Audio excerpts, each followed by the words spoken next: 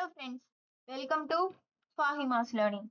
இப்போ நம்ம next பார்க்க போறது membership operators ஓட practice exercises தான் பார்க்க போறோம். First practice 1 நான் போடுறேன். Practice 2 நீங்க போடுங்க. Create a list colors. இந்த colors அப்படின்றதுல இருக்கக்கூடியத நம்ம create பண்ணணும்னு சொல்றாங்க. அப்படியே நான் காப்பி பண்ணி பேஸ்ட் பண்ணிக்கிறேன். எப்பயுமே ஸ்ட்ரிங்ஸ் டபுள் கோட்ஸ்குள்ள தான் போடணும். எல்லாமே அங்க கரெக்டா இருக்கு. நான் அப்படியே வந்து காப்பி பேஸ்ட் மட்டும் பண்ணிக்கிறேன்.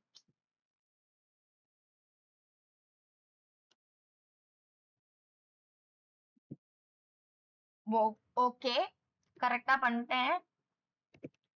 நெக்ஸ்ட் என்ன சொல்லிருக்காங்கன்னு பார்க்கலாம். Check weather blue is in the list. ஒரு லிஸ்ட் கலர்ஸ் அப்படின்ற ஒரு வேரியபிள் நேம் கிரியேட் பண்ணி அந்த வேரியபிள் நேம்ல நான் ஒரு லிஸ்ட்டை வந்து ஸ்டோர் பண்ணிட்டேன்.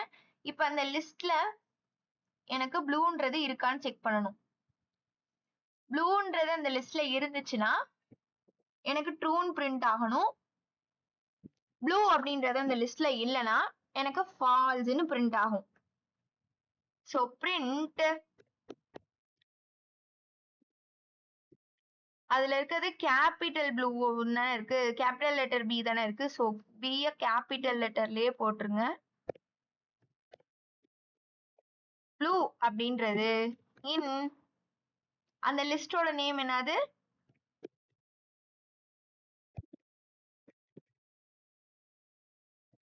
கலர்ஸ். ஸோ பிரிண்ட் ப்ளூ இன் கலர்ஸ். ப்ளூ கலர்ஸ் அப்படின்ற லிஸ்ட்ல இருந்துச்சுன்னா ட்ரூன் பிரிண்ட் ஆகும், இல்லைன்னா ஃபால்ஸ்னு பிரிண்ட் ஆகும். நம்மளுக்கு ப்ளூன்றது கலர்ஸ் அப்படின்ற லிஸ்ட்ல இருந்துச்சு, அதனால ட்ரூன் பிரிண்ட் ஆயிடுச்சு. ஒருவேளை இந்த ப்ளூவை நான் எடுத்து விட்டுறேன்னு வைங்க. இப்போ ப்ளூன்றதை நான் எடுத்துட்டேன். இப்போ வந்து செக் பண்ணி பார்க்குறப்ப ப்ளூன்றது நம்ம கலர்ஸ்ல இருக்காது. ஸோ ஃபால்ஸ்ன்னு வருது. இதே இஃப் எல்ஸ் நம்ம இதுக்குள்ள வந்து சேர்த்தோம் அப்படின்னா, இப்போ நான் வந்து நினைக்கிறேன், திரும்ப நான் ப்ளூவை எழுதிக்கிறேன்.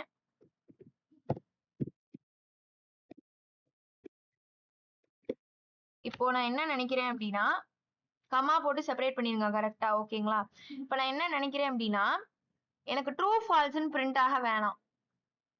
ப்ளூ வந்து எனக்கு கலர்ஸ்ல இருந்துச்சுன்னா எஸ் ப்ளூ இஸ் தேர் அப்படின்னு எழுதணும். அப்படி இல்லைன்னா நோ ப்ளூ இஸ் நாட் தேர் அப்படின்னு எழுதணும்.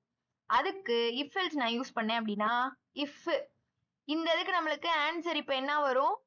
ப்ளூ இன் கலர்ஸ்னா கலர்ஸ் அப்படின்ற லிஸ்ட்ல போய் ப்ளூ இருக்கான்னு பார்க்கும். எஸ் இருக்கும். அப்புறம் எனக்கு வந்து இங்க ட்ரூன்னு வரும். நான் எப்பயுமே சொல்றது என்னன்னா, இஃப் அப்படின்னாலே ட்ரூ, எல்ஸ் அப்படின்னாலே ஃபால்ஸ் அப்படின்னு சொல்வேன். நம்மளுக்கு இந்த பிராக்கெட்குள்ள நம்ம எழுதுற கண்டிஷனுக்கு ட்ரூன்னு வந்துச்சு அப்படின்னா நார்மலாவே இந்த இஃப் அப்படின்றதுக்குள்ள நம்ம என்ன ஸ்டேட்மெண்ட் எழுதுறோமோ அதுதான் எக்ஸிக்யூட் ஆகும்.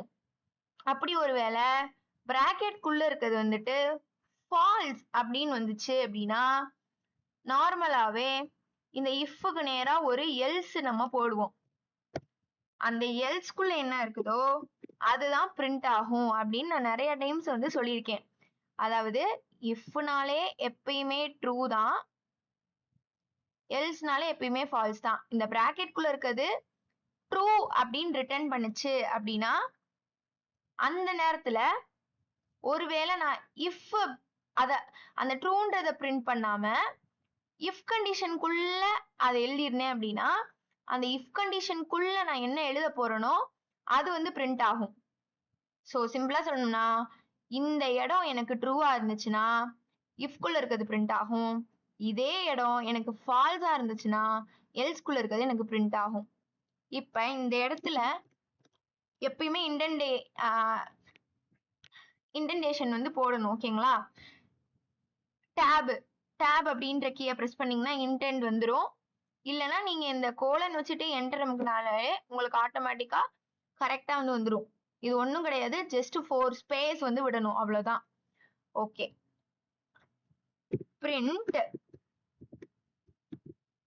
S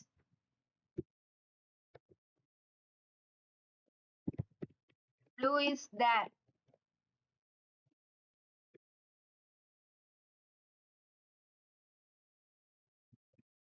Else